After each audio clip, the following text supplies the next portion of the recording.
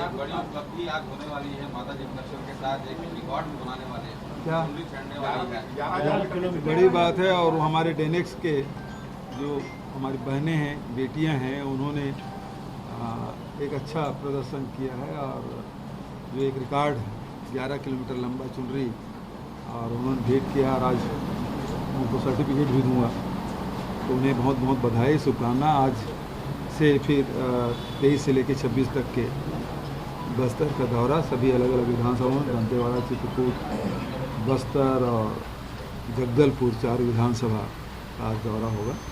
आज के इस पेल में 4 विधानसभा है और भेंट मुलाकात होगी लोगों से।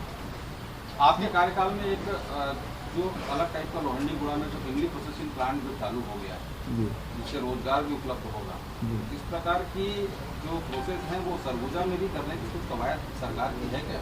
लगातार चल रहा है सब जगह।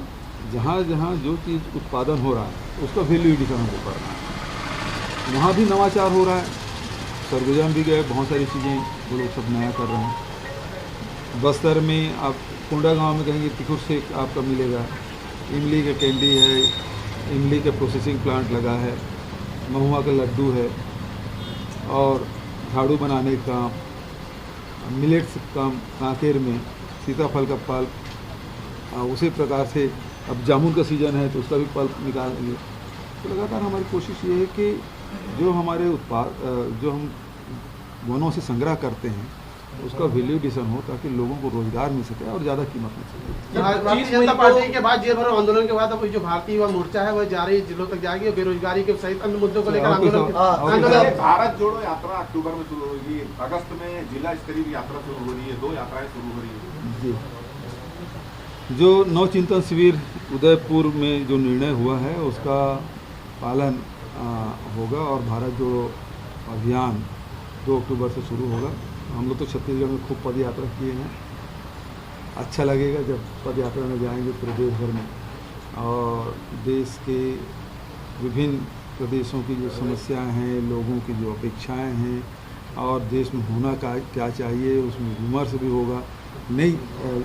नए तथ्य सामने आएंगे और देश को एक नई दिशा मिलेगी। सर, बीजेपी में अध्यक्ष बदलने के संकेत सामने आ रहे। बीते दिनों रमन सिंह लौटे हुए थे जयपुर से, उनका कहना है हर किसी ने अच्छा पाल रखी अध्यक्ष जी, कई लोगों ने कुर्ता भी सिला लिया। क्या लगता है एक दूसरे के नेतृत्व को स्वीकार नहीं कर पा रहे हैं क्या बीजेपी के? रमन सिंह जी जब ये बयान दे रहे हैं इसका मतलब ये है कि उसके पसंद के अध्यक्ष नहीं बन रहे हैं। सर 25 मई को झीरम की घटना को कि जांच को रोकने के लिए भारतीय जनता पार्टी के नेता प्रत्यक्ष खुद हाई कोर्ट चले जाते हैं, तो इसका मतलब क्या है? ये पूरे प्रदेश और देश समझ रहा है कि आखिर में केंद्र में भाजपा की सरकार है और यहाँ जो आयोग में कोर्ट में गए हैं वो भी भारतीय जनता पार्टी के लोग हैं। तो आखिर झीरम में क्या है जो वो सच है जो उसको छुपाना चाहते हैं, जो जनता के सामने नहीं आना देना चाहते हैं। इसका मतलब ये है कि भारतीय जनता पार्टी उसमें लगातार अड़ंगा डाल रही है। बीजेपी की जो राष्ट्रीय कार्य समिति की बैठक हुई थी उसमें बीजेपी वर्किंग प्रोफेशनल्स को जोड़ने की पहल करने के लिए, डॉक्टर, इंजीनियर, वकील, तो ये क्या आप लोग जो 50 वाला फार्मूला लागू किए हैं उसी का तोड़ निकाल रहे हैं? क्या लगता है भारतीय जनता पार्टी का अब लग रहा है कि उसके साथ जो बुद्धिजीवी वर्ग है वो कर चुके हैं। सर वैट कम करने पर कोई निर्णय अभी ले रहे हैं? देखिए, निर्मला सीतारमण जी का भी बयान आया कि राज्यों को कोई नुकसान नहीं होगा। मुझे तो बिल्कुल समझ नहीं आया। यदि केंद्र सरकार सेंट्रल एक्साइज में कमी करती है तो इसका मतलब ये है कि 42% हिस्सा राज्यों को जाता है। यदि वहाँ कम होता तो हमारा हिस्सा कम होगा। दूसरा, यदि रेट गिरता है तो वेट का परसेंट अपने आप कम हो जाता है। जो वेट लगा हमारे यहाँ 24% वेट है, तो जो राशि कम होगी तो उसका 24% आएगा, तो इतना नुकसान तो हमको होगा। मतलब अभी तक के जो अधिकारियों ने मुझे बताया करीब 500 करोड़ के आसपास हम लोगों को अभी नुकसान होगा। लेकिन फिर भी मैं तो पहले भी कहा हूँ और अभी भी कह रहा हूँ कि शेष लगाए केंद्र सरकार उसको वापस क्यों नहीं ले लेती? पिछले साल तो लगाई, उस शेष को वापस ले ले। और दूसरी बात यह है कि जो सेंट्रल एक्साइज है, जो यूपीए के समय था 3 रुपया और 9 रुपया, उस दर पे ले आइए, तो पूरे देश की जनता को पेट्रोल और डीजल सस्ता मिलेगा। Thank you. खरीदी के बाद जांच की मांग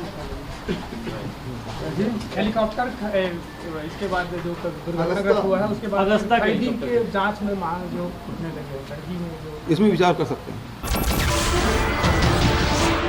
नमस्कार, मैं हूं मानक गुप्ता। अगर आपको हमारा ये वीडियो पसंद आया हो तो इसे लाइक और शेयर जरूर करें, और हाँ, हमें सब्सक्राइब और फॉलो करना ना भूलें ताकि आप देश और दुनिया की कोई खबर मिस ना करें। तो जुड़े रहिए हमारे साथ और देखते रहिए News 24।